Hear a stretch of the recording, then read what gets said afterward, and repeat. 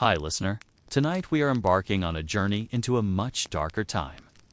Not to castles or grand halls, but two streets filled with shadows, where plague doctors walk in strange masks and heavy cloaks, carrying both hope and fear at the same time. You will step into the life of a plague doctor.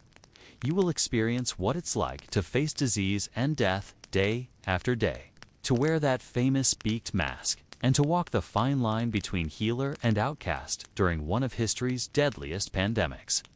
If this kind of slow, immersive storytelling helps you relax and unwind, feel free to like the video and subscribe, but only if it truly brings you peace.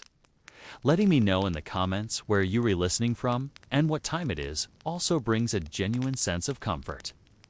Knowing that others are drifting off to sleep with the same story even in silence is soothing. So dim the lights, let the heavy cloaks settle over your body, and step into the world of the plague doctor. Let's begin. The year is 1656. Congratulations, you have just been hired as a plague doctor. You don't quite know how this happened. Maybe you were unemployed and desperate. Or maybe someone misread your name in the town records and thought you were a trained doctor. Or perhaps, more likely, no one else was willing to do it. Either way, you are now the proud owner of the worst job in Europe. The town is thrilled, but you're not so sure. The first thing they give you isn't a warm welcome or a handshake. Never. They hand you a bag full of loose change. PAID in advance, because statistically speaking, you're not expected to survive long enough to collect your wages later. This is a suspiciously generous gesture, like giving you a lantern and sending you into a mine that's already on fire. They assure you it's an honorable duty. They say you were chosen to serve the public in times of need, which is a polite way of saying you'll be surrounded by corpses before the week is out. Now, let's get you dressed. There's no formal training, of course, no school, no mentor, no handbook. But there is an outfit. Ah yes, the outfit. First, you put on thick leather pants that smell like a dead cow soaked in vinegar. These are designed to protect you from bad weather. You don't quite understand how, but they're supposed to. Then comes the long, oily cloak. Black, heavy, and slippery to the touch. This is your outer shell. It keeps out water and, supposedly, disease. Gloves go on your hands, and a wide-brimmed leather hat designed to identify you as a medical professional goes on your head again. More about appearance than truth. And then the mask. You slip the beaked apparatus over your face and secure the straps tightly behind your head.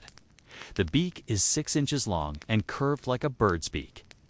It's filled with herbs, spices, and materials that resemble the contents of a cursed spice rack rather than medical supplies.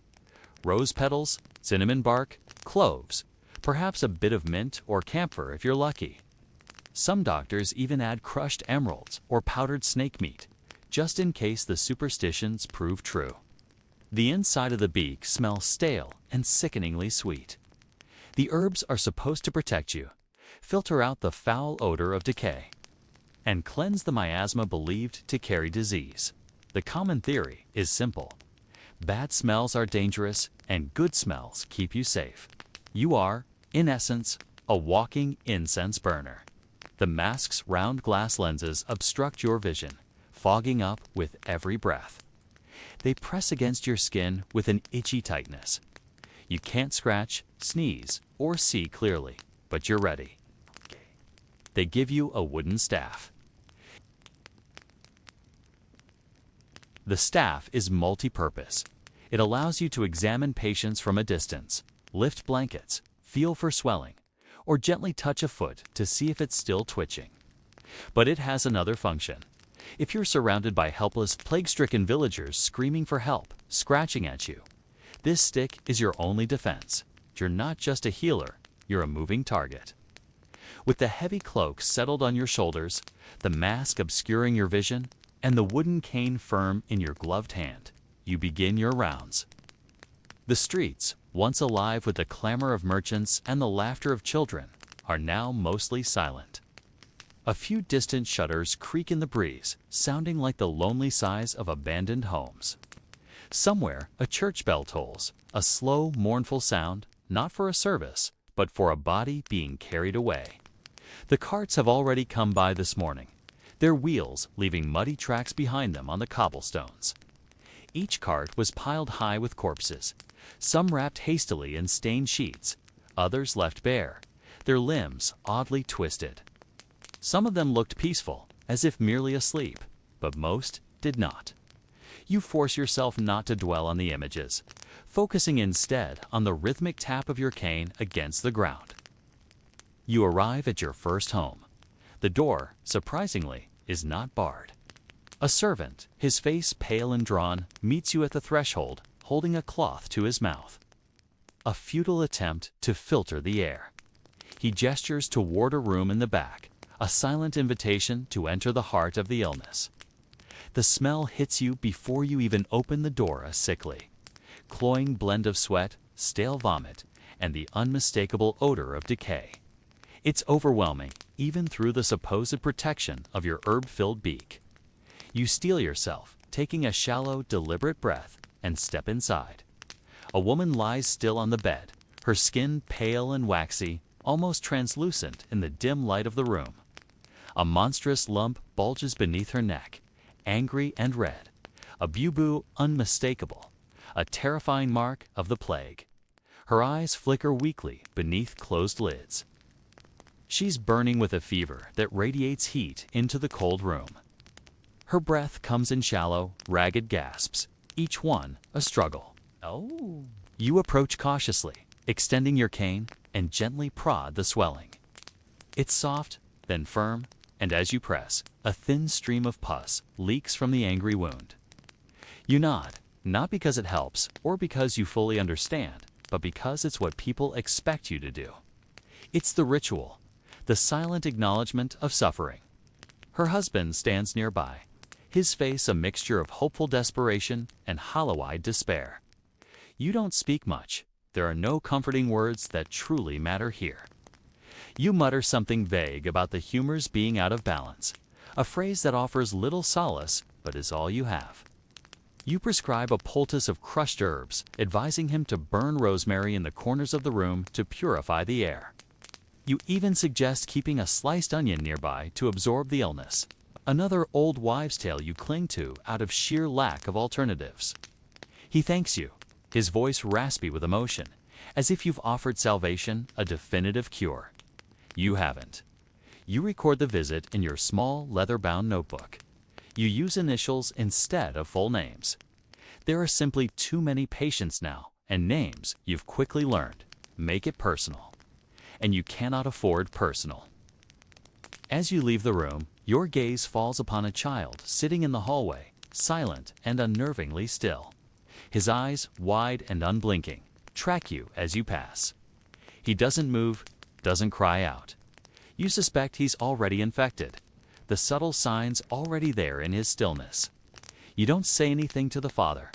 What would be the point? There is nothing you can do. You continue down the desolate road, checking homes marked with crude charcoal crosses grim warnings, public declarations of illness. Some doors are barred from the inside, silent tombs. Others are ajar, revealing glimpses of families still inside, clutching loved ones who no longer breathe. They ask for help. You give them herbs. You give them vague, whispered words of advice. You give them, you realize, the illusion of care, the faint hope that someone, anyone, is still trying. At one point, a man rushes toward you from a narrow alley, frantic and racked with a hacking cough. He grabs your arm, his grip surprisingly strong, and you feel the jolt of pure fear before anything else. You raise your stick, not hard, just enough to make him back away. He stumbles back, apologizes, weeping. He says his wife is ill.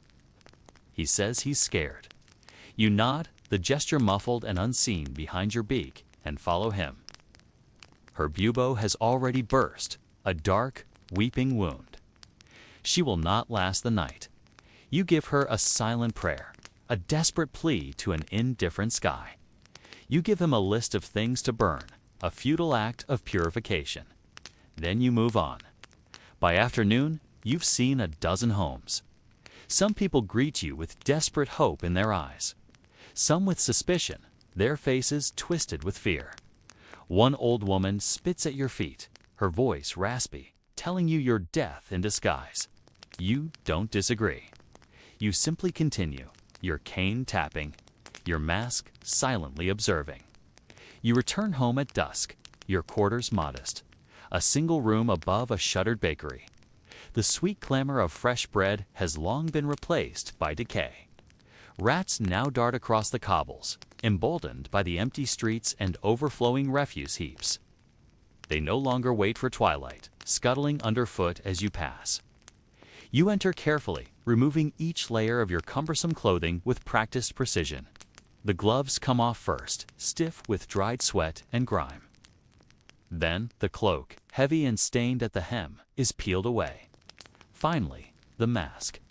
You hang everything near the hearth, letting the lingering smoke dry what little moisture remains. Your face is red and chafed from the straps. Your eyes sting from the confined air. You wash your hands 3 times, scrubbing until the skin burns. A desperate ritual to cleanse away the invisible horrors you've touched.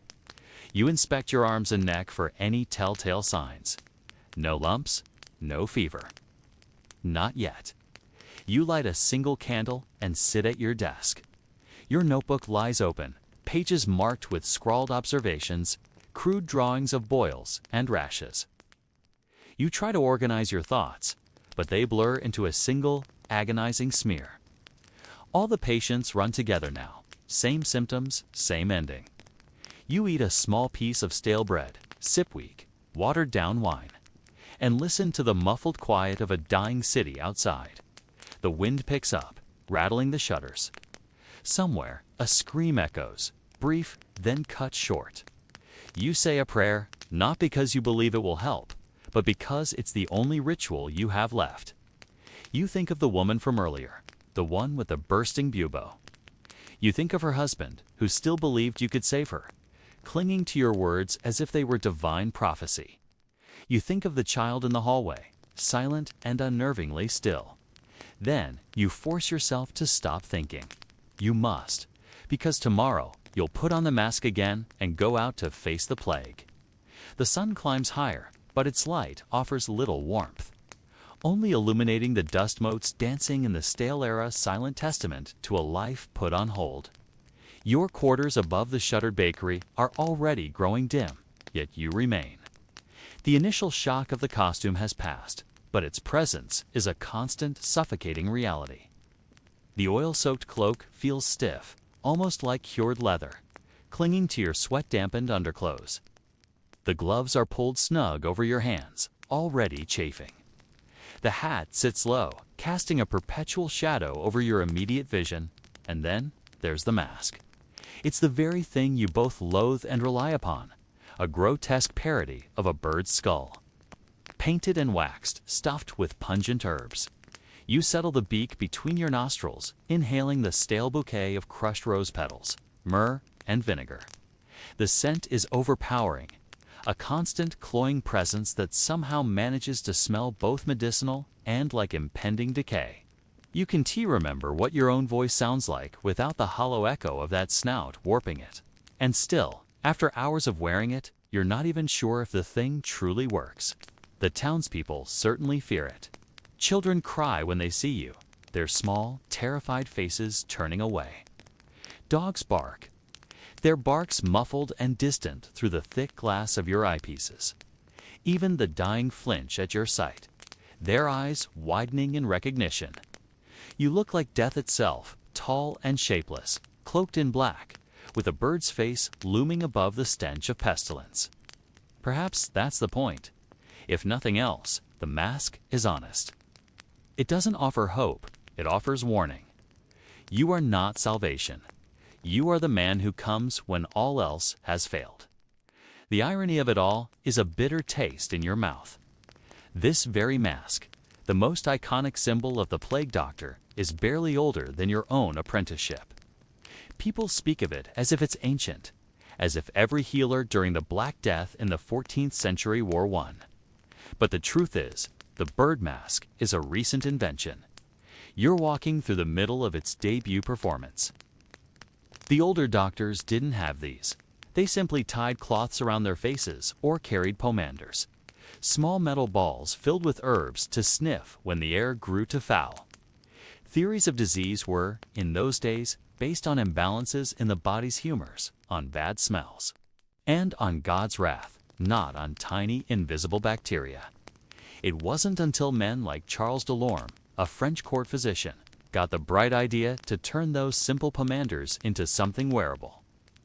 He designed this entire getup for royal doctors during outbreaks in Paris and Rome. A long overcoat coated in wax, gloves and boots made from thick Moroccan leather, a wide-brimmed hat to signal your profession, and the beak. Always the beak. Half a foot long, curved like a carrion bird's, stuffed with whatever fragrant nonsense you could find. Rose petals, cloves, cinnamon, vinegar-soaked cloth, powdered viper flesh if you fancied yourself daring. The logic, of course, was sound by the standards of the time. Everyone believed in miasma, bad air corrupted by decay, floating invisibly through the streets and seeping into your lungs. The plague, they said, lived in this air. It clung to sewage, clung to corpses, rose from the ground after too much rain. So, if bad air was the problem, then purifying that air must be the solution. Thus, the mask. 2 small breathing holes near the nostrils and between them and your lungs. A stuffed wall of theriac, a concoction of more than 50 ingredients blended into a single, overpowering perfume. The same mixture, in fact, was sometimes even fed to patients. You'd stuff it into your beak and hope it kept death away. And in a strange, accidental way, it may have helped. The beak itself put distance between your face and the patient, reducing immediate exposure. The robes, sealed with wax and sweat, might have kept out fleas and bodily fluids to some extent. The gloves and the cane allowed you to avoid direct touch. The glass-covered eyes protected you from spittle and smoke. You weren't protected from everything, certainly not from the real cause, Yersinia pestis tiny, invisible bacterium carried by fleas on the backs of rats.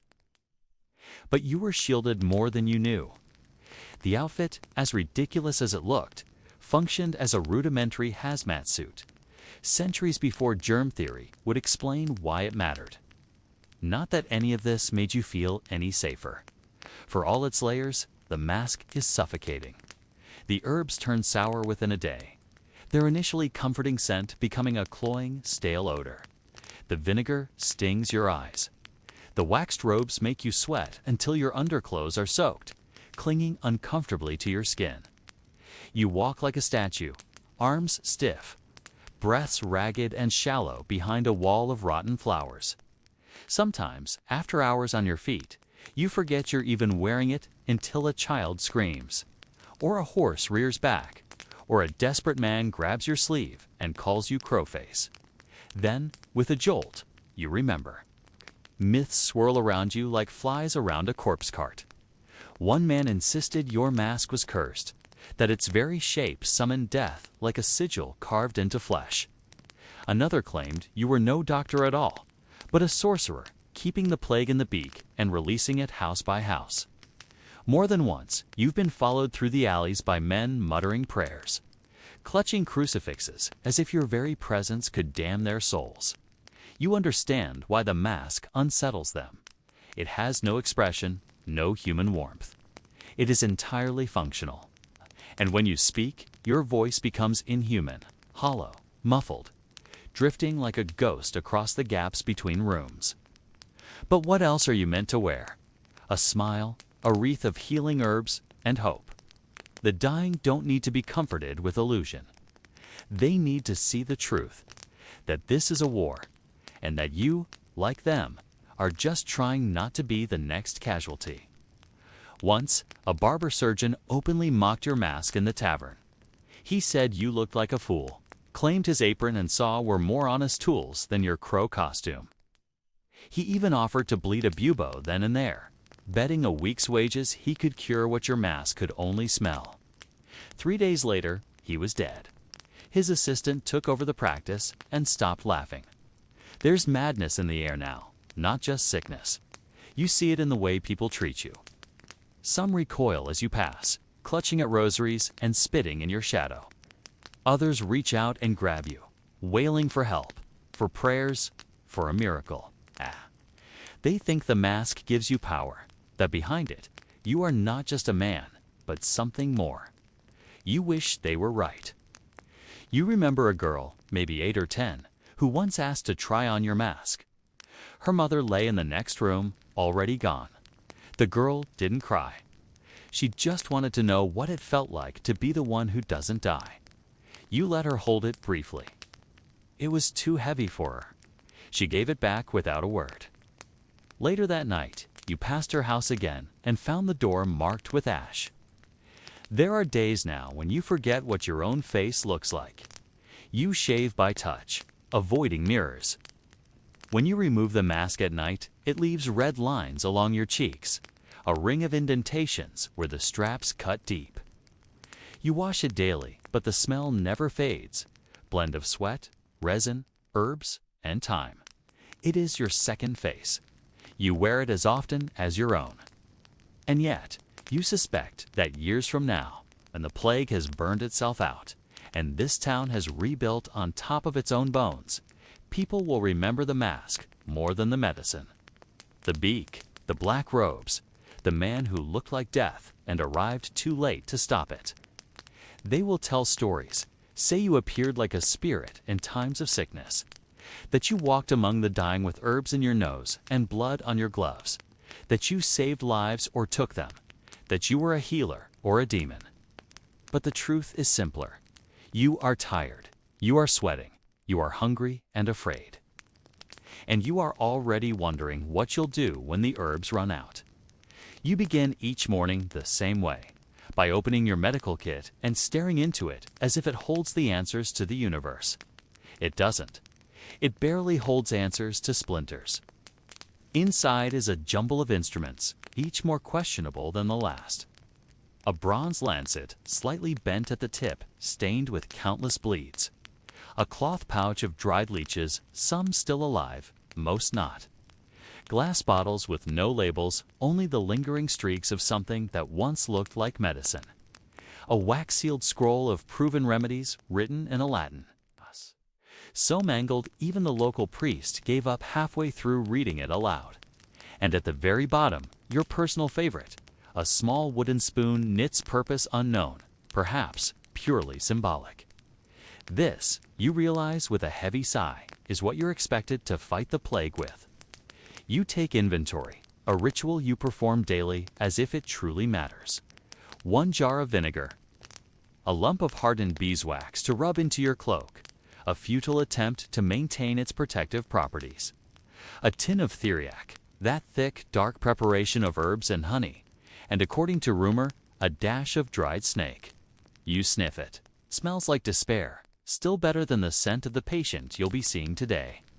You set off, your tools tucked under your arm like a scholar bringing books to a lecture.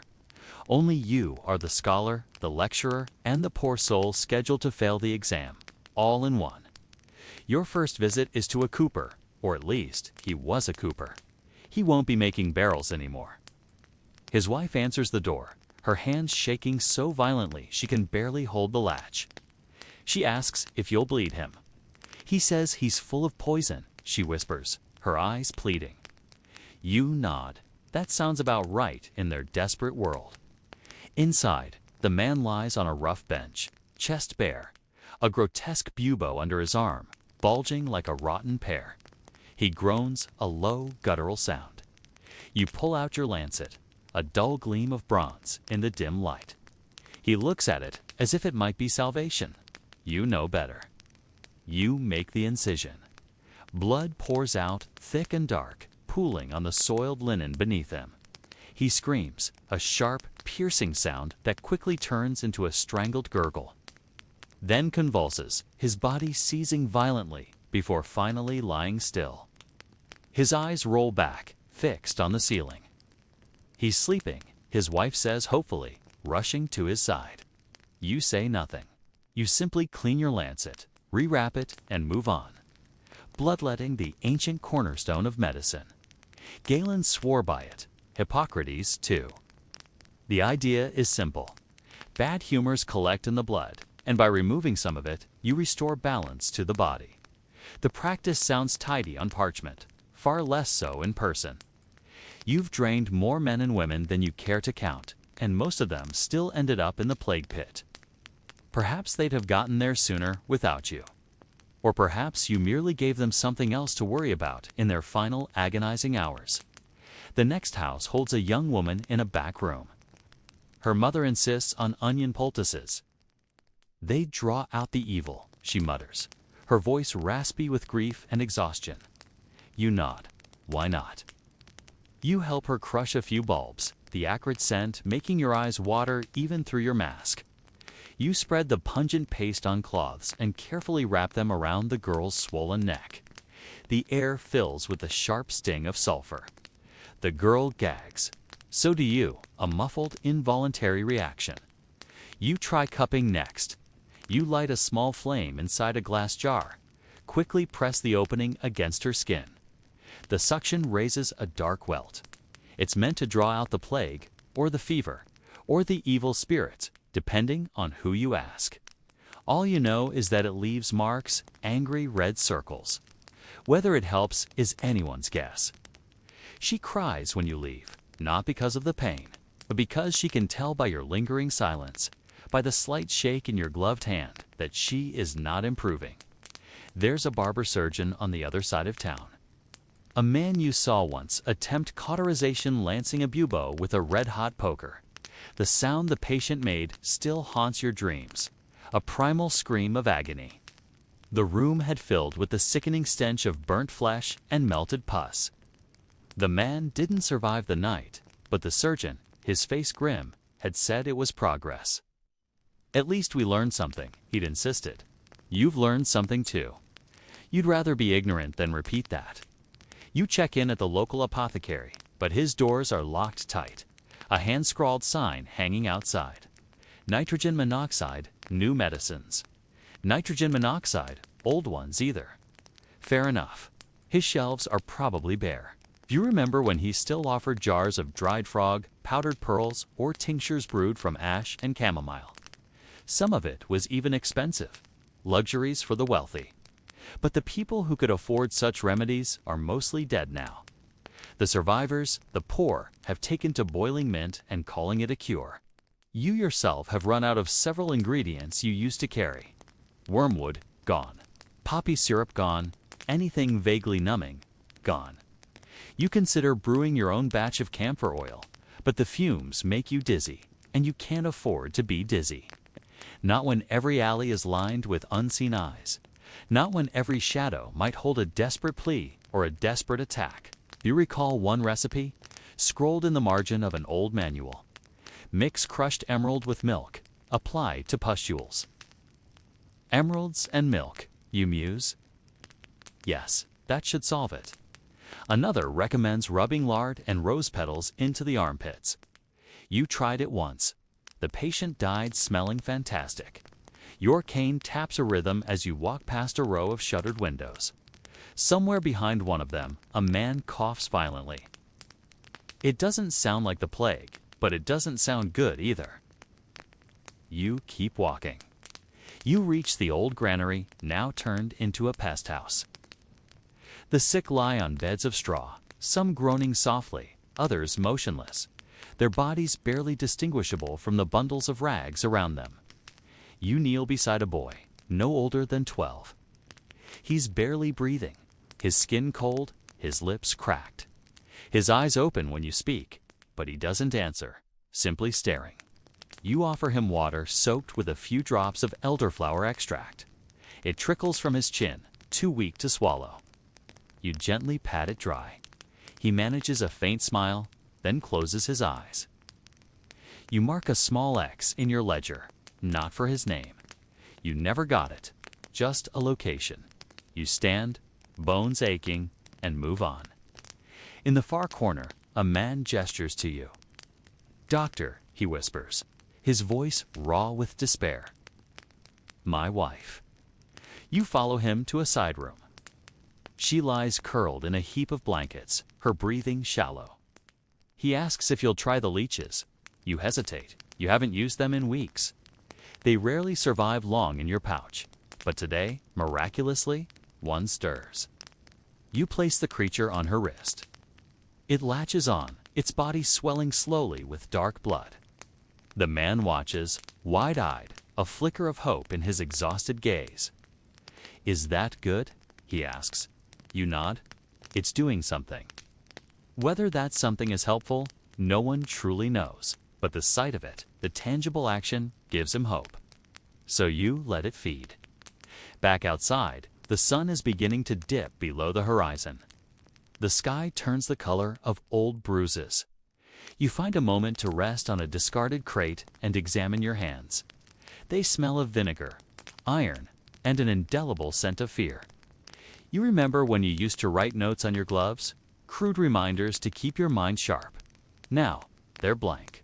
There's no point. Every patient is the same. Every result is predictable. You recall a dark joke someone told you months ago. The Plague Doctor's toolkit includes a stick, a knife, and a prayer. You laughed at the time. Now, it feels more like a solemn inventory list. You make your way home, but the walk feels longer tonight. The houses blur together, just wood and stone wrapped around quiet suffering. You try not to look into windows. You don't want to see the eyes watching you, hoping you'll stop, hoping you'll fix something when you know you can't. When you reach your lodgings, you lay your tools out on the table, one by one. The wooden spoon, the dulled lancet, the empty bottles, the leech jar, one creature still twitching faintly inside. You line them up like soldiers before a lost battle. Then you sit, you stare. It's all nonsense, isn't it? Every instrument, every concoction, every half-remembered method from half-mad physicians of centuries past. You pretend it helps because pretending is the only thing left between you and utter despair. But deep down, you know your tools are not meant to heal. They are symbols, props in a tragic play you never auditioned for. They exist so that the dying may believe that someone is trying, that someone still cares enough to do something, even if that something is utterly useless. You write in your journal by candlelight. Attempted bloodletting, no result. Applied onion poultice, no result. Cupping, mild blistering. Leeches, inconclusive. Vinegar infusions, psychological effect only. Prognosis for all. Poor. You stop. The ink pools beneath your quill. Your hand trembles. You light another candle, not for light, but for warmth. The mask hangs beside you, its empty glass eyes reflecting the dancing flame. You almost ask it a question. Almost. Instead, you close your eyes and whisper the only diagnosis that has never been wrong. We did all we could. And then, in the quiet that follows, we just don't know what we're doing. The dawn light seeps through your shutters, bringing no comfort. Only illuminating dust motes dancing in the stale-era silent testament to life on hold. You don your gear in near darkness. The oil-soaked cloak stiff, gloves snug, hat low. Then, the masked very thing you both loathe and rely upon. You settle the beak, inhale the stale bouquet of rose petals, myrrh, and vinegar, and step into the morning's hush. The sound of your own footsteps is muffled beneath the heavy robes, a lone sentinel in a dying city. The cool, damp air of the early morning bites at your exposed skin. A brief, sharp reminder of the world outside your protective layers, a world that now feels utterly alien. Stripped of its familiar sounds and comforts, replaced by an unnerving quiet. Outside, the streets are eerily silent. Market stalls stand abandoned, their wooden frames half collapsed under the weight of disuse. A broken barrel of apples lies rotting in the gutter, pale worms crawling over its fermenting flesh. A stark image of unchecked decay.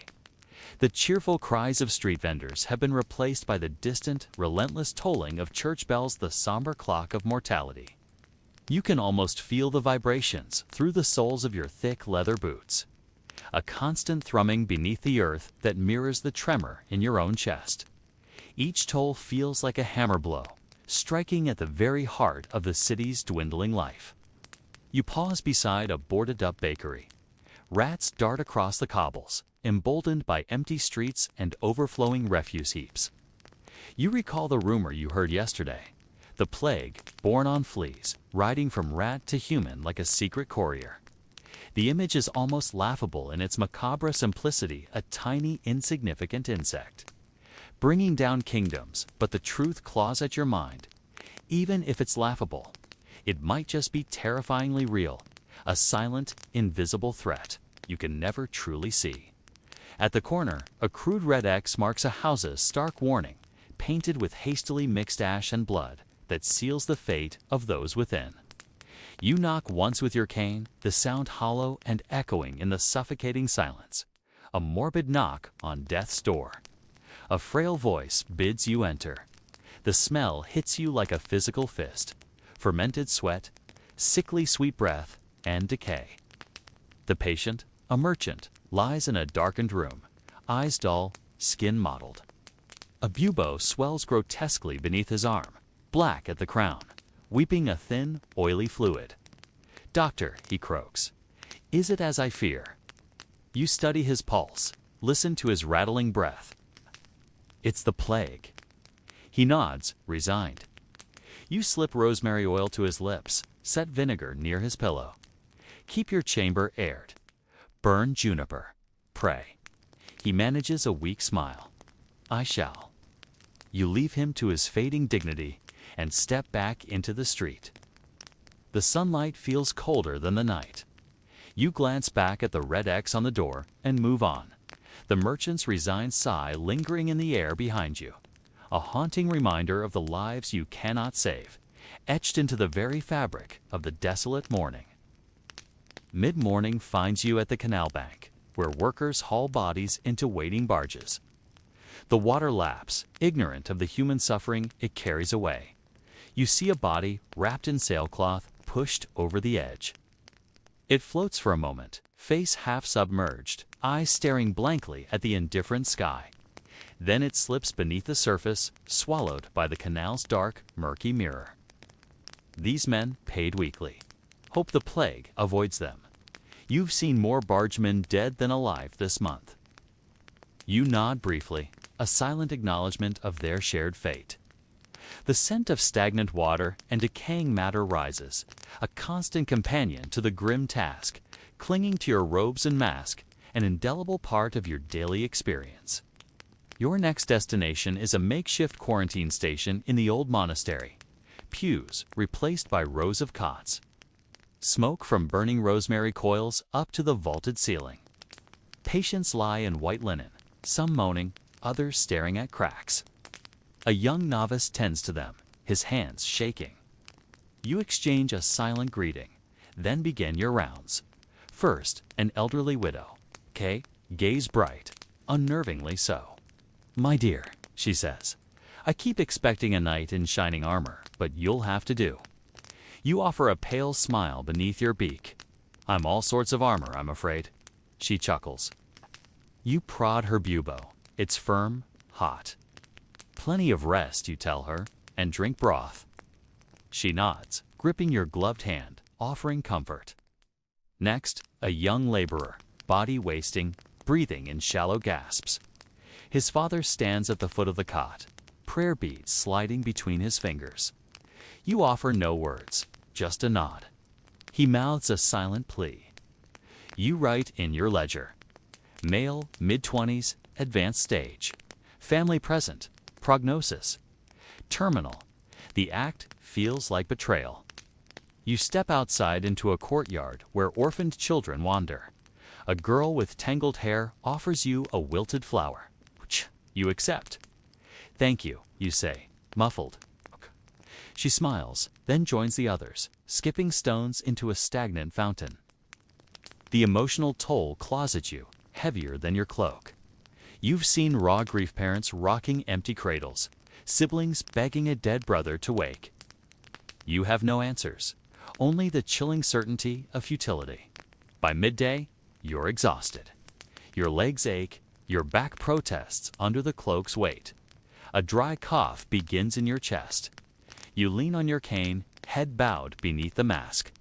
You think of past plagues, Justinian's, the Black Death. This relentless third wave. Each time humanity adapts, survives, forgets. That cycle comforts you more than you admit. This realization offers a brief, fleeting moment of peace. You press on. A cluster of homes by the slaughterhouse beckons. You enter the first. A man among overturned chairs, clutching his bleeding arm, he tried bloodletting himself. You inspect the crude bandage. You're weakening yourself, you say. Stop. Rest. He scowls, but exhaustion wins. You apply a fresh poultice, noting a faint rash. Next door, a mother tends a hobbling son whose leg is swollen grotesquely. He limps to you. I should be in the fields, he says. You nod. Soon, you say. His mother's eyes flicker with fragile hope. A few doors down, you find a makeshift clinic where barbers and apothecaries argue fiercely over remedies. Bloodletting versus mercury poultices. You intervene gently, explaining mercury's dangers, suggesting elderflower tea. They grumble, but defer. You note their names. Disagreements may kill more than the plague. You walk on. Late afternoon shadows stretch across the streets.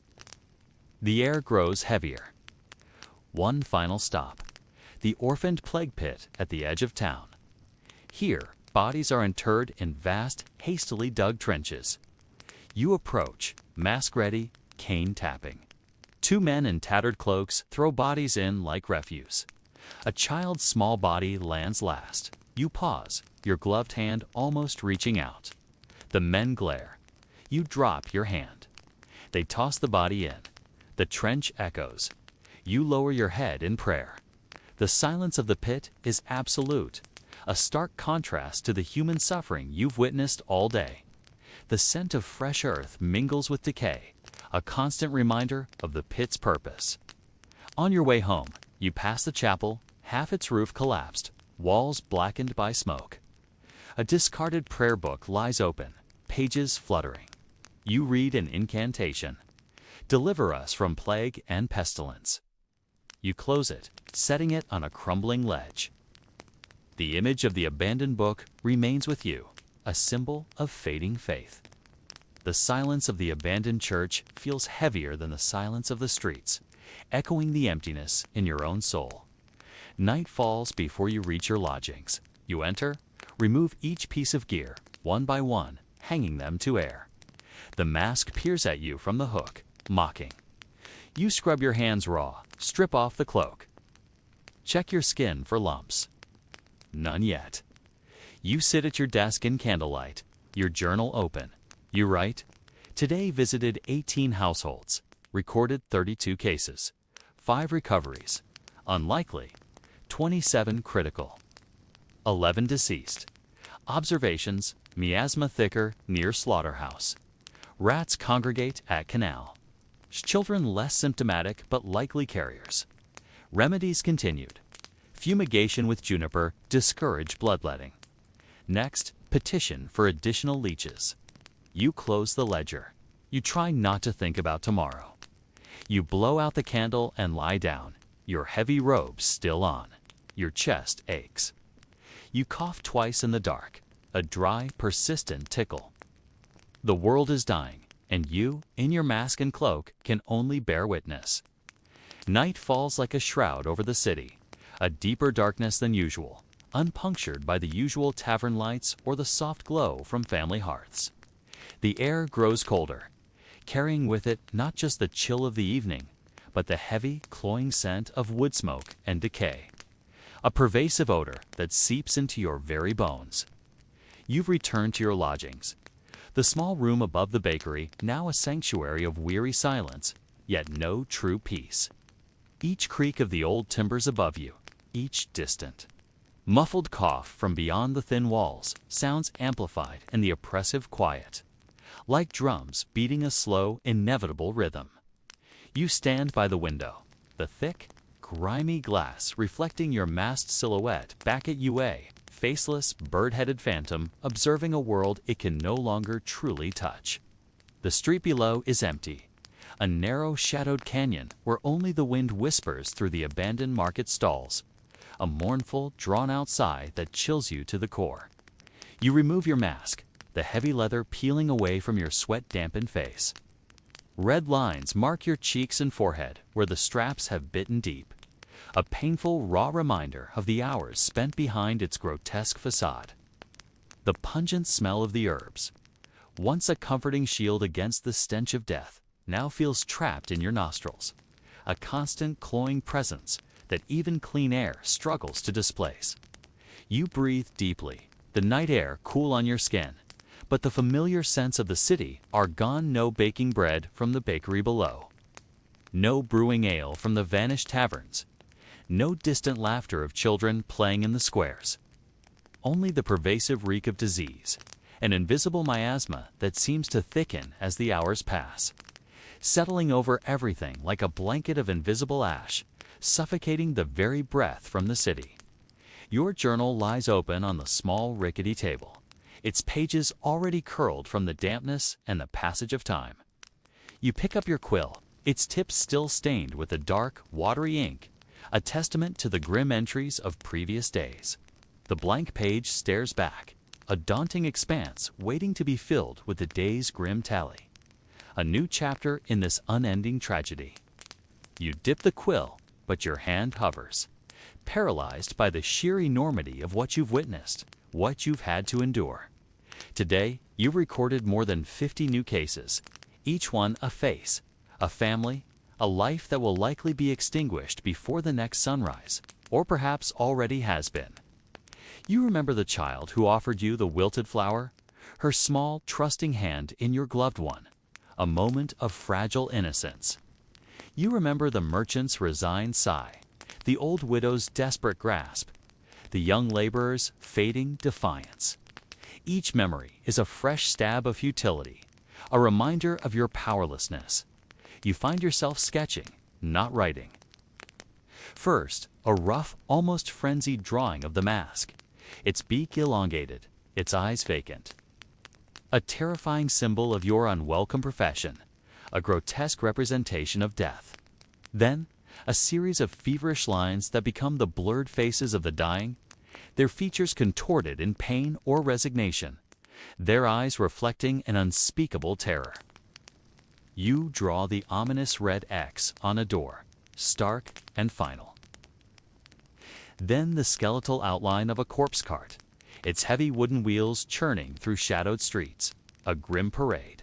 It's not art. It's a desperate, almost primal attempt to externalize the horror that fills your mind, to transfer the unspeakable images from your memory to the page, hoping to shed some of their crushing weight. But the paper offers no relief.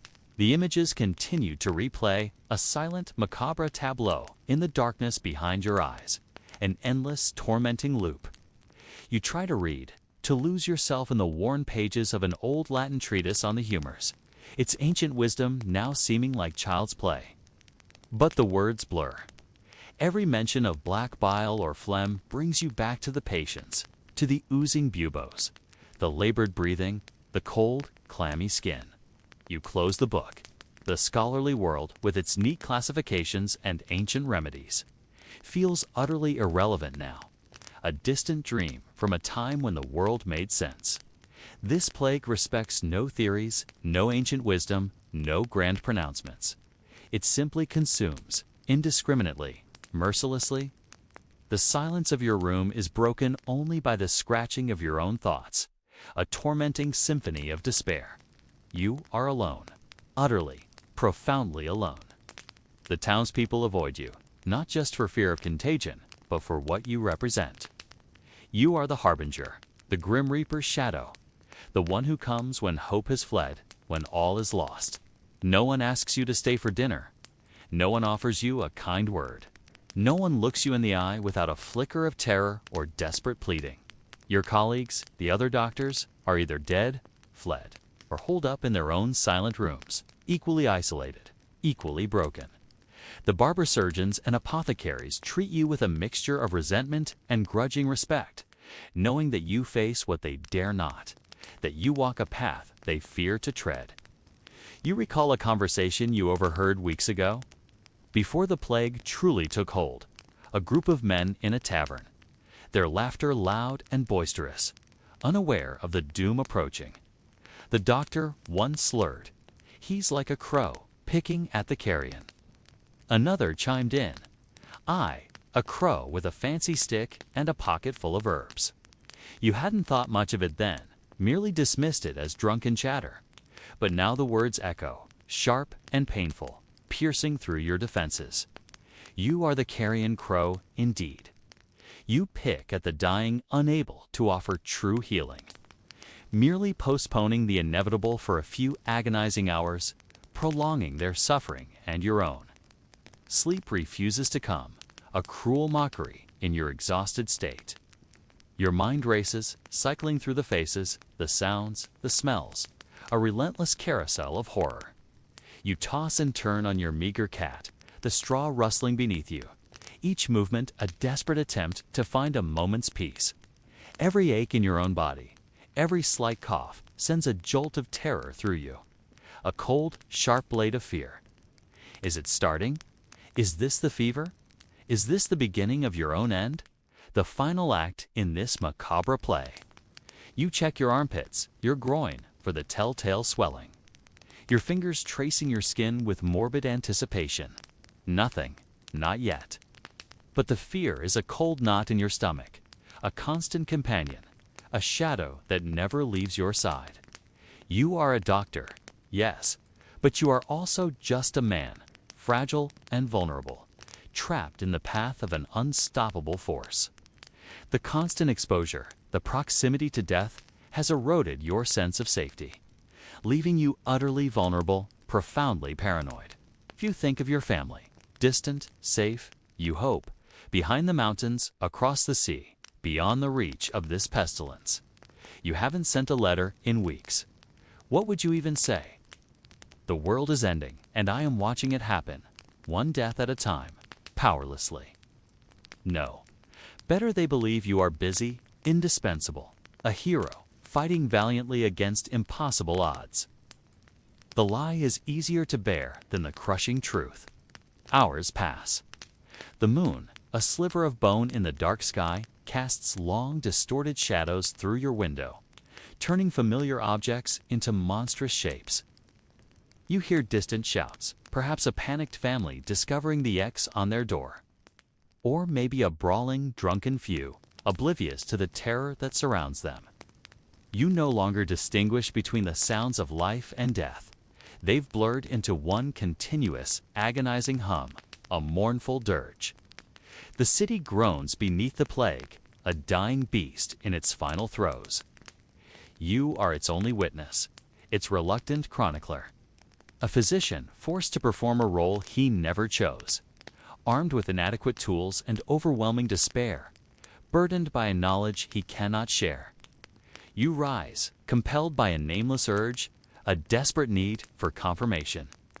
You walk to the small mirror you keep hidden, the one you usually avoid, dreading the reflection it might show. You light a candle and hold it close, its flickering flame casting dancing shadows. You peel back your hair, examine your neck, your jawline, searching for any telltale sign, any small discoloration or swelling, any hint of the inevitable. Your reflection stares back, pale, drawn, eyes red from exhaustion and unshed tears. For a moment, you almost don't recognize yourself. The face you see is not your own, but a stranger's, hollowed out by fear and grief, marked by the constant proximity to death. It is the face of a man who has seen too much, done too little, and is slowly, inevitably, becoming part of the very epidemic he is sworn to fight. You blow out the candle, plunging the room back into absolute darkness.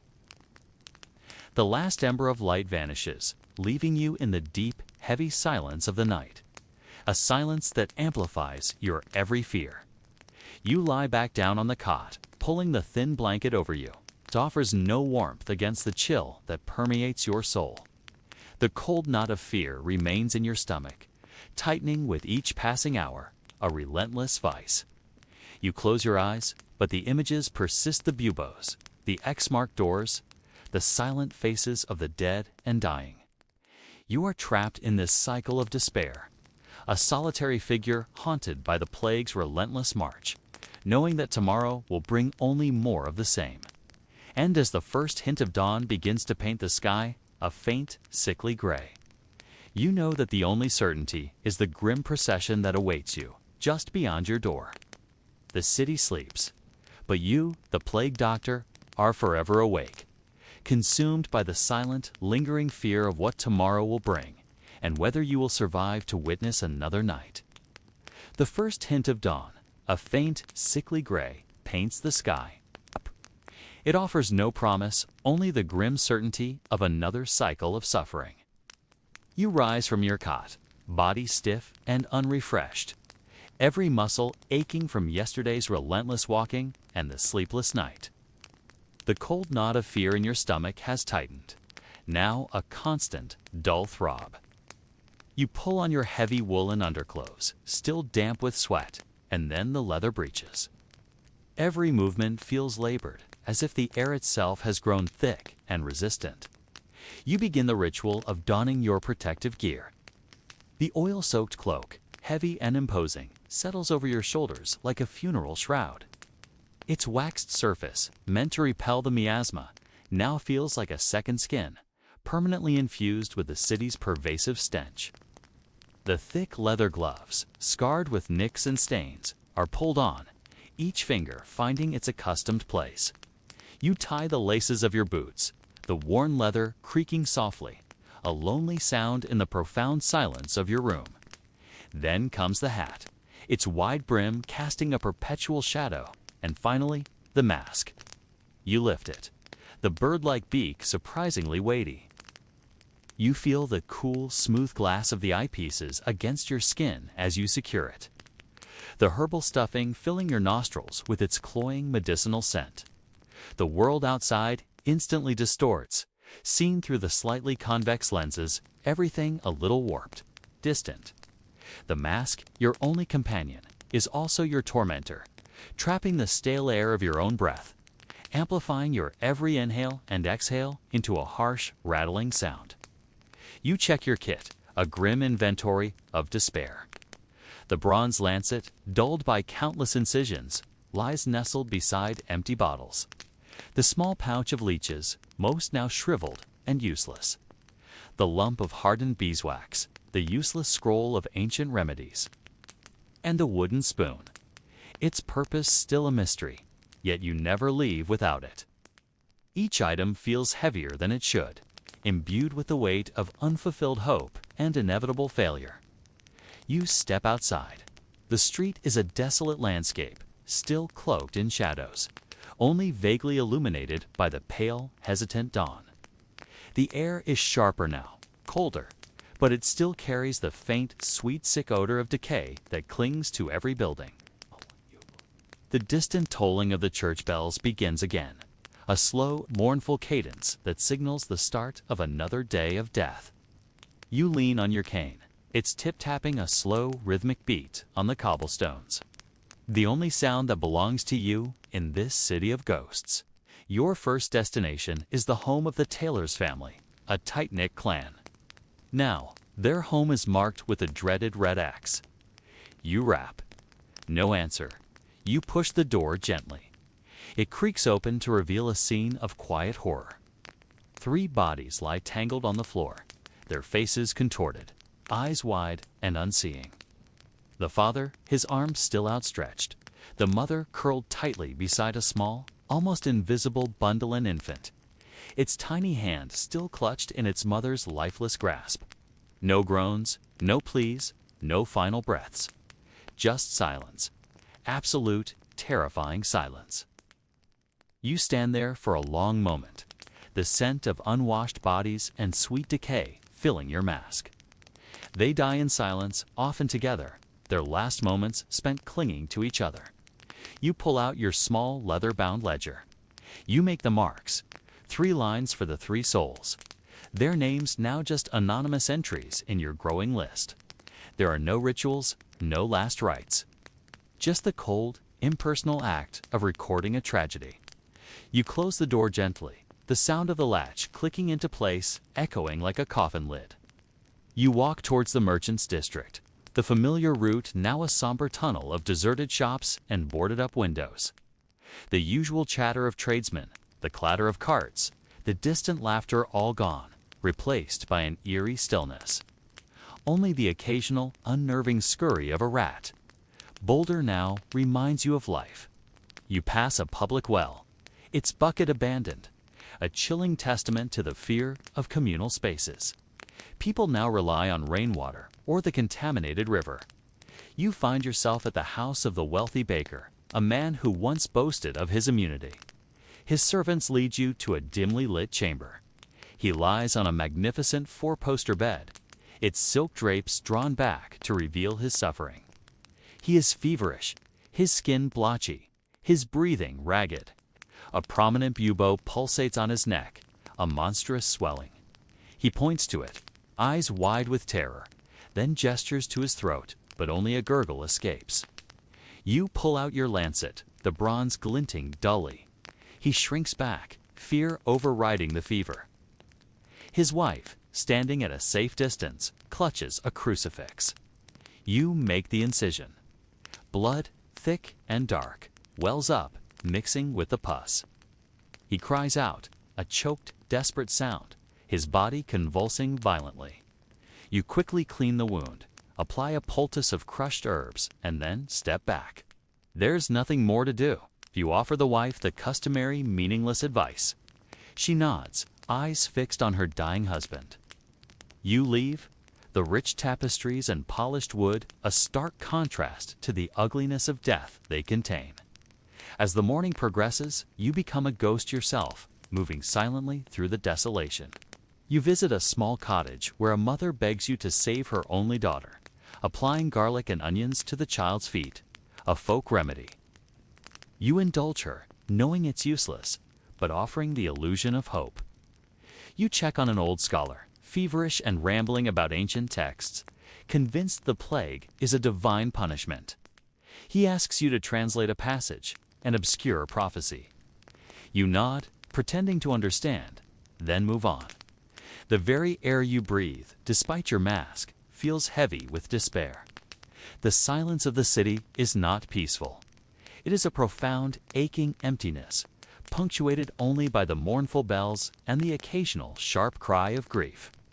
You pass by groups of survivors, huddled together, their faces gaunt, their eyes wide with suspicion and terror.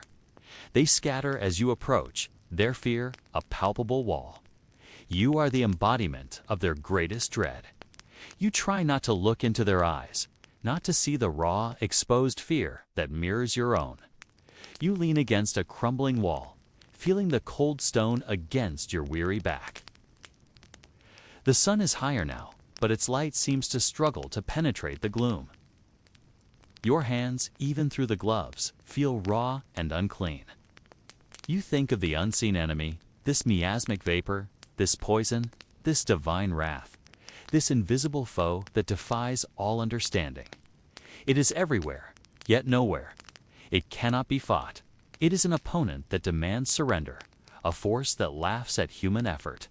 The thought is a cold, hard stone in your gut. You are fighting an enemy you cannot see, cannot touch. Your entire profession, your life's work, is rendered meaningless by this invisible foe. You are a doctor, yes, but you are also a powerless witness, a scribe of death. The weight of this realization is immense, heavier than your cloak, heavier than all the buboes you've lanced, all the dying breaths you've witnessed. As twilight begins to soften the harsh edges of the dying city, you make your way back towards your lodgings. Each step is a deliberate act, a defiance against the overwhelming desire to simply stop. The city lights are almost non-existent. The only visible glow comes from the distant pyres, where bodies are being burned, a constant.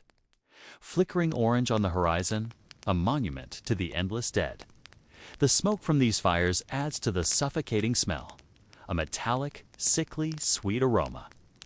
You finally reach your room, the silence inside a welcome yet chilling embrace. You shed your protective layers. The mask is placed on the table, its empty eyes staring blankly into the flickering candlelight, a silent, mocking companion. You wash your face, scrubbing furiously, but the smell of death seems to have permeated your very skin. You check yourself again with feverish desperation, searching for any sign of the plague's touch. Still nothing. A temporary reprieve. You sit at your desk, your journal open.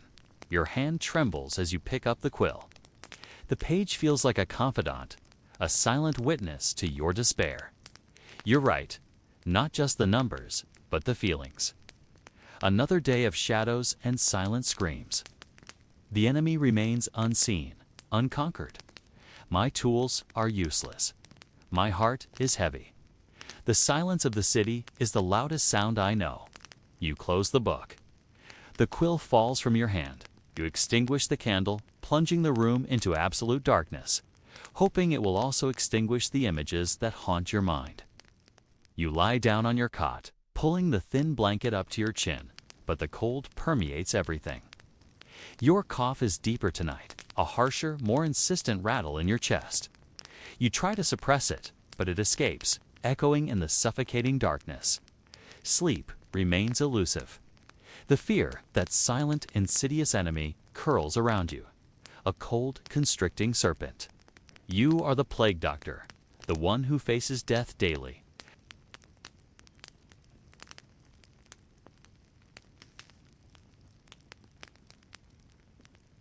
And as the city breathes its tortured, dying breath, you lie awake, suspended between the horrors of the day and the terrifying uncertainty of the dawn, a solitary vigil in the heart of the pestilence. The chill of the pre-dawn air clung to your cloak as you stepped out, the city still in its bruised, silent slumber. Today, a different kind of anxiety gnawed at you, sharper than the usual dread. Your morning rounds began, as always, the methodical tapping of your cane on the cobblestones echoing in the deserted streets. You passed the usual markers of despair. New red X's on doors. The stench of uncollected bodies. The distant, mournful toll of the bells. Each sight reinforced the grim truth. The plague was tightening its grip. Your path this morning led you away from the usual residential areas towards the city's smaller, more insulated communities. You reached the Jewish Quarter, a place often overlooked by the wider city, both in times of peace and now in pestilence. The narrow alleys here felt even more enclosed, the houses older, pressed tightly together. Fear hung heavy in the air, but it was mixed with something else, a fragile sense of community. Quiet resilience you hadn't seen elsewhere. You approached a small, unassuming door, marked not with an X, but with a faint, almost invisible chalk symbol. You knocked, a measured rap with your cane. After a long moment, a small, wary aperture slid open. An elderly eye, sharp and intelligent, peered out. "Doctor," a raspy voice whispered, a hint of surprise. "I am here for the scholar." "Levi," you stated, your voice muffled by the mask. The door opened just enough for you to slip inside into a dimly lit antechamber. The air here was different, not the cloying smell of decay, but the sharp tang of vinegar and herbs, mixed with the faint, sweet scent of burning amber. The man who greeted you was not Levi, but his son, a man of perhaps 40 years with tired but resolute eyes. "My father is weakened. He trusts few outsiders." "I am a physician. I follow the call," you replied, adhering to your formal code. The son led you through a small courtyard, where neatly arranged pots of what looked like rosemary and rue sat on stone benches, emitting their strong aroma. The air felt cleaner here, intentionally so. You entered a study, lined with scrolls and books, a sanctuary of knowledge. Levi, an old man with a long white beard, sat hunched over a heavy tome, his spectacles perched on his nose. He looked frail, but his eyes, though clouded with age, held a surprising intensity. "Doctor," Levi rasped, his voice weak but clear, "they say you visit our quarter rarely. The suffering is everywhere." "My duty calls me to all," you replied, bowing slightly. Levi gestured to a chair. "Sit. Tell me what you have seen. My people, they suffer. But we have kept the numbers manageable. We follow our own methods." He coughed, a dry, persistent sound that made you instinctively tense. You described the horrors you witnessed, the silence in the tailor's house, the baker's tormented final hours, the endless procession to the plague pits. You spoke of the miasma, the buboes, the ineffectiveness of bloodletting. Levi listened, his expression solemn, occasionally nodding. "The miasma," Levi finally said, "it is indeed in the air, but it is not a vapor alone. It is carried by the smallest of creatures and by fear." He paused, his gaze fixed on your mask. "You carry herbs in your beak. We burn them. But we also understand the cleansing power of water, of cleanliness, and of the mind." He explained their rigorous practices, daily washing with strong lye soap, airing out homes, burning specific resins, and isolating the sick immediately. But it was his next point that truly piqued your interest. "We also understand the nature of contagion, not just from the air, but from contact, from the sick to the healthy." This was a radical thought, one that challenged the very foundations of your miasma theory. You had always believed the air itself was the primary vector. Contact, you questioned, your voice betraying your skepticism. Yes, a touch, a breath shared. Garments worn by the afflicted. Levi's eyes fixed on yours through your mask lenses. The physician you replaced, he dismissed such ideas as superstition. He believed only in the bad air. He died quickly. The words struck you. Your predecessor had indeed scoffed at local warnings at the odd habits of this quarter. You thought of your own constant proximity to the sick, your gloved hands touching their skin. You thought of the orphan children in the monastery, less symptomatic, yet potentially carrying the disease between quarters. "What remedies do you employ for the afflicted?" you asked, leaning forward, genuinely curious. "The same herbs you carry," Levi replied, "but with greater insistence on cleansing the body, and, perhaps most crucially, isolating the sick not just in their homes, but in designated, well-ventilated spaces tended by those who have already recovered or are willing to accept the risk." He pointed to a small, separate building visible from the window. "We move the sick from their families." It is a harsh truth, but necessary for the whole. You mentally compared this to the chaotic monastery, where the sick lay side by side, likely infecting the few healthy novices. You thought of the terror that drove people to hide their sick, exacerbating the spread. Here, there was a different approach, born perhaps from centuries of dealing with persecution and forced isolation. "And for those who die," you asked. "They are interred swiftly, with respect, away from the living spaces. No grand rites, no prolonged gatherings. For the living, not the dead," Levi answered, his gaze unwavering. You saw the brutal logic. This community, small and insular, was applying principles that flew in the face of established medical belief, yet they were surviving. Their numbers were indeed low, far lower than anywhere else in the city. A dangerous, forbidden thought formed in your mind. Could they be right? Could your entire understanding be flawed? "I have seen the contagion spread within families." From child to parent, you admitted, the words feeling heavy on your tongue. "But the miasma is a truth," Levi interrupted gently, "but perhaps not the only truth. The air is sick, yes, but the sickness needs a carrier, a vessel." He held up a gnarled finger. "You carry a mask to protect yourself from the air. But do you cleanse your cloak after each visit? Your hands? Your tools?" The question hung in the air, a stark accusation. You realized with a jolt that your ritual of scrubbing hands was often hurried, superficial. Your cloak was merely aired, not thoroughly cleaned. You were moving from house to house, a silent, unknowing vector, perhaps even spreading the very thing you fought. The thought was sickening. "I need to learn more of your methods," you stated, the words unmasking a desperate humility you rarely allowed yourself. Levi smiled faintly, a wise, tired expression. "Necessity teaches harsh lessons, Doctor. We have learned. Perhaps you can too." He gestured to a stool. "Stay, break bread with us.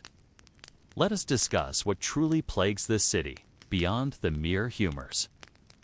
It was a perilous invitation.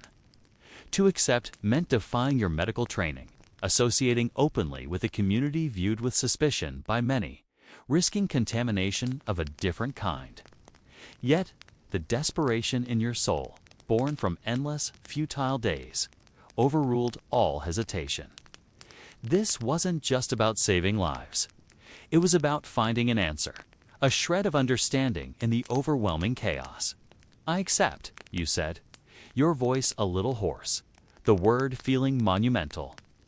You sat down, the scent of burning herbs and clean air filling your senses. A stark contrast to the despair of the outside world. This small, forgotten corner of the city, with its quiet resolve,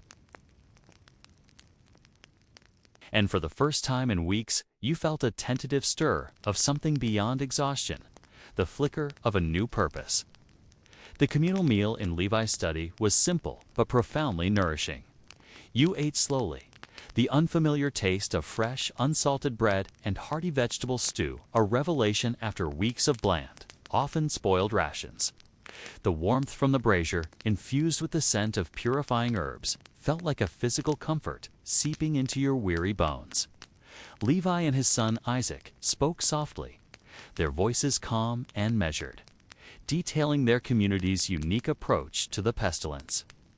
They described the rigorous quarantine protocols, the daily ritual of cleansing that extended beyond mere hands to clothing and surfaces, the meticulous management of waste, and the emphasis on fresh air and light, even for the most afflicted. It was a holistic approach, blending practical hygiene with a deep-seated belief in spiritual purity and communal responsibility. You listened intently, your initial skepticism slowly eroding, replaced by a profound professional humility and a growing sense of awe. Their practices, though lacking the elaborate medical theories and academic Latin of the established guilds, were producing undeniable results. They spoke of early detection, of isolating the first cough, the first hint of fever, long before the grotesque buboes even appeared. They had adapted with discipline and keen observation, relying on pragmatic solutions rather than ancient, often harmful treatments. The concept of contagion by contact, once a radical notion dismissed by your peers, now resonated with the fleeting patterns you had observed but disregarded in your adherence to miasma theory. You realized, with a jolt, how much you had missed, how many lives might have been saved by rigidly clinging to outdated beliefs. The hours passed quickly, the candlelight flickering as you discussed symptoms, the frustrating impotence of common treatments like bloodletting, and the devastating speed with which the plague consumed its victims. Levi detailed their meticulous use of strong vinegar washes and widespread fumigation with specific resins not merely to dispel bad air, but to cleanse surfaces, garments, and the very breath of those in contact with the ill. Isaac showed you rough, yet remarkably clear, sketches of separate, ventilated chambers they had quickly erected for the sick, situated far from the main family dwellings. These isolated spaces were tended by individuals who had either demonstrably recovered or who, through some fortunate resilience, showed no signs of illness after prolonged exposure. "It is a painful sacrifice," Isaac explained softly, his eyes reflecting the weight of their decisions to separate families in their time of greatest need. "But it is a necessary one to protect the many, to preserve the life of the whole." You mentally compared this organized, if harsh, system to the chaotic monastery you visited daily. where the sick lay side by side on communal cots, likely infecting the few healthy novices trying to assist them. You recalled the pervasive terror that drove people to hide their sick, exacerbating the disease's silence spread through entire households. Here, there was a different approach, born perhaps from centuries of dealing with persecution, forced isolation, and the hard-won wisdom of survival. And for those who die, you asked, your voice quiet, almost hesitant, anticipating a complex ritual. They are interred swiftly, with respect, away from the living spaces. Levi answered, his gaze unwavering, betraying no sentimentality, only pragmatism. No grand rites, no prolonged gatherings to invite further contagion. It is for the living doctor, not the dead, that we must act quickly. You saw the brutal, undeniable logic in his words. This small, insular community, often ostracized by the wider city, was applying principles that flew directly in the face of established medical belief. Yet, they were surviving. Their numbers were undeniably low, far lower than anywhere else in the city, almost miraculously so. A dangerous, forbidden thought formed in your mind, a radical proposition that threatened to shatter your entire professional worldview. Could they be right? Could your entire understanding of the plague, meticulously learned and religiously followed, be fundamentally flawed? I have seen the contagion spread within families, from child to parent, from spouse to spouse, you admitted. The words feeling heavy and difficult on your tongue, an admission of personal failure. But the miasma, we are taught, is the primary ... Is a truth, Levi interrupted gently, his voice still calm, but perhaps not the only truth. The air is sick, yes. It is polluted, heavy with the effluvia of the diseased. But the sickness needs a carrier, a vessel for its journey. He held up a gnarled, age-spotted finger, pointing towards your beak-like mask resting on the table. You carry herbs in your beak to protect yourself from the air. We burn them for similar reasons. But do you cleanse your cloak after each visit, your hands, your tools, every single time? The question hung in the air, a stark, uncomfortable accusation. You realized with a jolt that your ritual of scrubbing hands was often hurried, superficial, a mere formality. Your heavy cloak, meant as a barrier, was merely aired, perhaps lightly brushed, never truly disinfected. You, the plague doctor, the supposed protector, had been moving from house to house, a silent, unknowing vector, perhaps even spreading the very disease you were sworn to fight. The thought was sickening, a wave of self-reproach washing over you. I need to learn more of your methods, you stated. The words unmasking a desperate humility you rarely allowed yourself a raw admission of your own ignorance and need. Levi smiled faintly, a wise, tired expression that seemed to hold centuries of quiet endurance. Necessity teaches harsh lessons.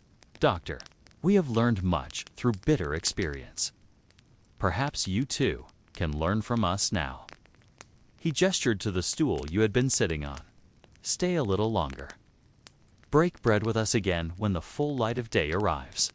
Let us discuss what truly plagues this city, beyond the mere imbalance of humors. Let us find understanding together. It was a perilous invitation, one that carried risks far beyond physical contagion. To accept meant defying your medical training, associating openly with a community viewed with deep suspicion and prejudice by many in the wider city. It meant acknowledging the limitations of your own established knowledge and risking the scorn of your peers. Yet, the desperation in your soul, born from endless, futile days and nights of witnessing unchecked death, overruled all hesitation. This wasn't just about saving lives. It was about finding an answer, a shred of understanding in the overwhelming, senseless chaos. A path forward where there had been only darkness. I accept, you said, your voice a little hoarse, the word feeling monumental, a turning point. You sat back down, the scent of burning herbs and truly clean air filling your senses. A stark contrast to the despair and decay of the outside world. This small, forgotten corner of the city, with its quiet resolve and its radically different ideas, might just hold a crucial piece of the puzzle, a glimmer of hope you desperately craved. And for the first time in weeks, you felt a tentative stir of something beyond exhaustion or fear, the flicker of a new purpose. A shared burden, and perhaps a path to real salvation. Months bled into a fragile season of spring. The relentless, mournful tolling of the bells, once the city's ceaseless death knell, had finally softened, replaced by the tentative, hesitant sounds of life, slowly returning to the city's hollowed, echoing streets. No grand pronouncements marked this profound change. No sudden, miraculous cure descended from the heavens. It was a slow, agonizing turn, a painstakingly won victory born from the quiet, diligent work that began in a small, forgotten quarter. And then, piece by arduous piece, spread outwards, transforming the very fabric of existence. You were no longer the silent, isolated specter, a harbinger of doom.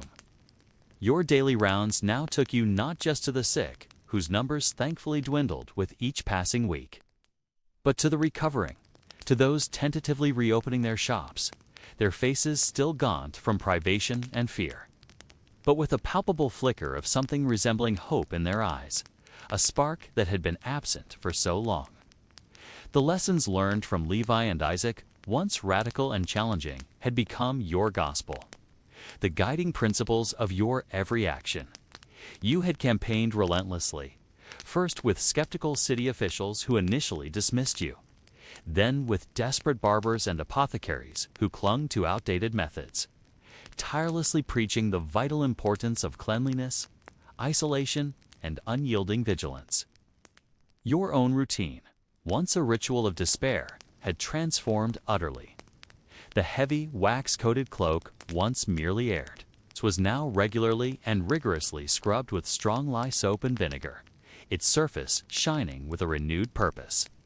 Your tools, once merely wiped clean, were now meticulously boiled after every single use, every incision, every examination, and your hands, once just superficially rinsed and raw from constant washing, were now scrubbed with an almost religious fervor after every touch, every examination, until they were chapped and painful, yet undeniably clean. You became a living testament to the new methods, a stark, undeniable contrast to the fallen physicians and the traditionalists who had stubbornly clung to old, ineffective ways, succumbing to the very plague they claimed to fight. The city, though undeniably scarred, a permanent testament to the horrors it had endured, was beginning to breathe again, exhaling the pervasive stench of death and inhaling the nascent promise of a new existence. The terrible red X's on doors, once ubiquitous markers of doom, were fewer now, their ominous crimson fading into dull rust under the spring rain, slowly being painted over or simply crumbling away. Market stalls, once collapsed and left to rot, were being tentatively rebuilt, their broken timbers replaced. A few hardy vendors offering meager wares, but offering them nonetheless, a small act of defiance. The suffocating stench of decay had lessened dramatically, replaced by the damp earth, the faint, sweet scent of new growth, and the slightest hint of burgeoning life. Most profoundly, childish laughter, once a ghost of memory, a haunting echo of a forgotten time, now occasionally drifted from hidden courtyards, a fragile, beautiful melody of survival that brought a lump to your throat. You found yourself at the canal bank one brisk morning, not to witness the grim procession of bodies being loaded onto barges, but to simply observe the sun glinting off the surprisingly clear water. The bargemen, those few who survived the grim work of transporting the dead, now moved with a new quiet purpose, their faces still grim and etched with loss, but their movements less burdened by the weight of their former cargo. They were no longer hauling the dead, but meager goods, timber, and supplies, the sinews of a slowly regenerating city. You saw Levi and Isaac, not at their homes, but overseeing a team methodically cleaning out old sewers, their faces smudged with dirt, but radiating a quiet, unyielding determination. They acknowledged you with a silent nod, a deep, shared understanding passing between you, a powerful bond forged in the crucible of shared knowledge and a hard-won, shared victory against an invisible foe. The plague was not entirely gone. It lingered, a low, persistent fever in the city's veins, a constant threat claiming an occasional life even now. But it no longer swept through the streets like a ravenous, unstoppable beast. It had been tamed, confined, its power broken not by grand, esoteric remedies or ancient incantations, but by simple, brutal discipline, meticulous hygiene, and an open willingness to learn, to adapt, to change. The city had learned to live with the threat, to manage it, to push it back. Your mask, that iconic, terrifying symbol of your profession, remained, but its meaning had irrevocably shifted. It was no longer just the face of death, a source of fear for those who saw you approaching. It was now the face of a hard-won fight, a symbol of resilience, a silent promise of ongoing vigilance. You were still the plague doctor, yes, a figure of dread and awe, but you were also something profoundly more. A guardian who had stood firm, a teacher who had shown the way, a quiet revolutionary who had changed the very course of the city's fate. You found yourself back at the old monastery, no longer a chaotic charnel house, but a repurposed clean infirmary, better organized, its pews replaced by cots with clean linen. The young novice you had seen before, his hands once shaking with abject fear, now moved with calm confidence and quiet authority, overseeing patients who actually showed distinct signs of recovery, their breathing steady, their fevers breaking. He approached you, bowing deeply, not out of fear, but genuine respect. "Doctor," he said, his voice clear and resonant, "your methods have saved us. You have shown us the true path, the way of light in the darkness." You simply nodded, the beak of your mask dipping slightly, a gesture that conveyed more than words ever could. You knew the fight was never truly over. Other plagues would surely come. Other unseen enemies would inevitably rise from the shadows. But you had learned a vital lesson, one whispered by a wise old man in a hidden quarter, confirmed by countless moments of agonizing observation.